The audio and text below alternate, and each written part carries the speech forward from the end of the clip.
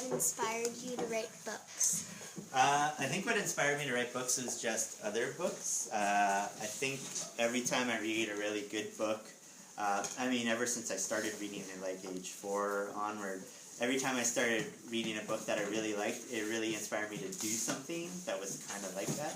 So reading other books, reading comics, watching movies, things like that always inspired me to make something creative on my own.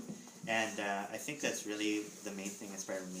I mean, these books in particular, it was, things like the Nancy Drew books, things like Harriet the Spy, a whole bunch of books like that that really kind of inspired me to do something along those lines. But usually it's just other creative things that other people have done.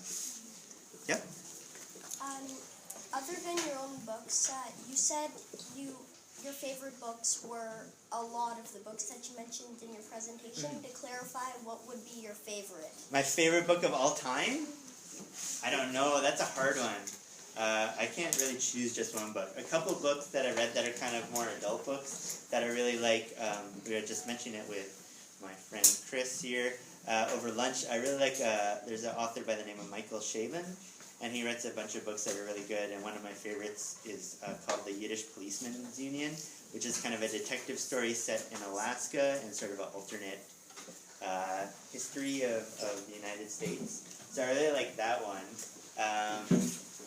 What else? There's also a book by a guy named Joe Menno called The Boy Detective Fails, and it's kind of very much like a Nancy Drew or Hardy Boys book, but it's looking at one of those characters now in his 30s and like looking back on his life as a boy detective. So that one was I really liked as well.